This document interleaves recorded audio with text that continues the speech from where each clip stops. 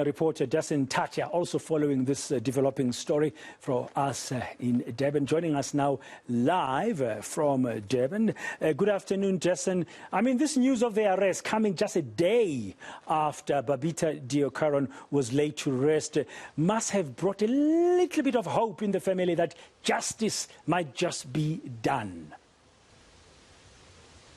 This coming just shortly after they did lay Babita Deokaran to rest. You remember we followed those proceedings in Phoenix, in her hometown, yesterday from the funeral that took place at the school that she had attended as a child, and later with her cremated a short while later. But at the time, we were talking to the family, and one of the things that they were saying then was that they will not rest until they have justice for their relative who was murdered in such a brutal fashion. And now I have with me someone who has been a spokesperson for the family. It's Pastor Tony Haripasad. He's the brother-in-law to Babita Deokaran. Once again, we're continuing this conversation, Pastor Tony. Yesterday when we were talking, you were telling me how important it is for the family to get justice. But at the outset, can I get your reaction to some of those details? You were telling me that you were listening to those details shared by my colleague Barry Bateman, talking about how hitmen were allegedly brought in from another province to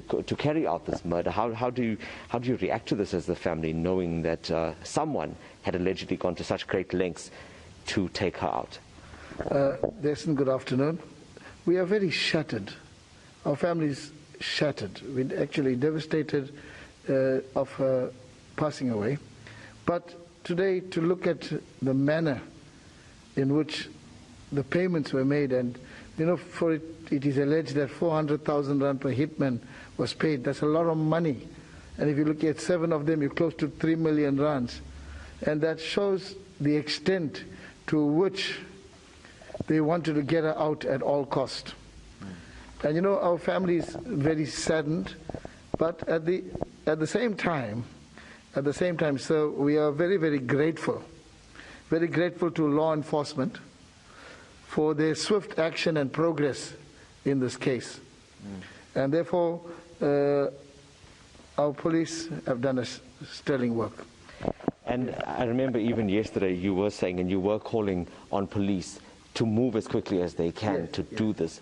But at the same time, something else that you had said to me was that at the time that she was alive, this was the kind of support that she needed. This was what she needed. She needed police around her at that time. So, as much as you are grateful right now, where does the family stand on that side, considering that there are other witnesses as well in this case? Yes. On that side, we are really disappointed. We are disappointed because this is not a thing that's happened in a month or a couple of weeks ago. This has been a thing for the past few years. And, if you trace what's happened, and from the time she exposes corruption, many months, some time, considerable amount of time has gone through, And her evidence was used at the state, a special investigation unit, and other bodies that were busy doing the investigation. So, she had exposed this. And surely, at that time, they could have realized that Babita's life needs to be protected.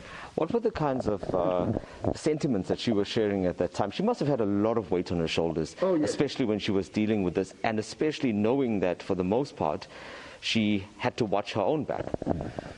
Listen, we are hurting as a family, because little did we know that she was suspended for 6 months.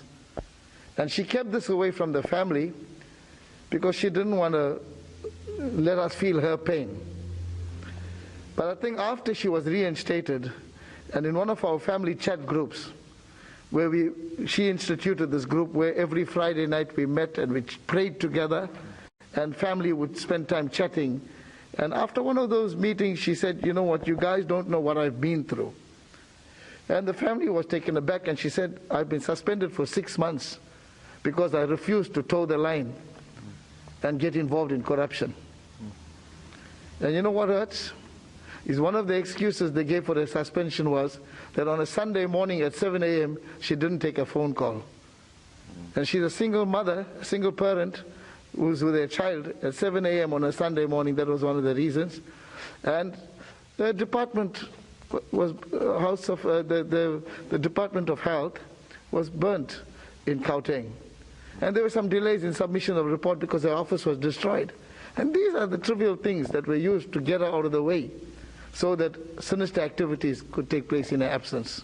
Did she receive any threats or any kind of harassment outside of what you're talking about now about allegedly being victimized, but did she receive any direct threats? She didn't make us aware of the fact that she received any direct threats. But I think there are some others that came forward to the family, and I don't want to expose that right now. But they have some information, and I think one of it is that she sent some text to them, and they have already given that to the police or the authorities. Okay, Pastor Tony, I'll continue this conversation with you in a second, but I'm going to have to leave it there for now. But those are some of the sentiments of the family after the arrest of these 7 suspects. But really a sad series of events leading up to this, as you heard there, that there was support that the family believes that should have been given to Babita Deokaran prior to her death, that she allegedly never received. Dasen, one of the biggest questions now we'll all be asking is who gave the order for the hit? Who would pay 400,000 rand per each of the hitmen to take her out? Thank you very much, Dasen Thathiah. Latest there from a family member of Babita Deokaran, who was laid to rest yesterday. That's in reaction to the news that 7 suspects have now been arrested here in Rosettenville in Johannesburg.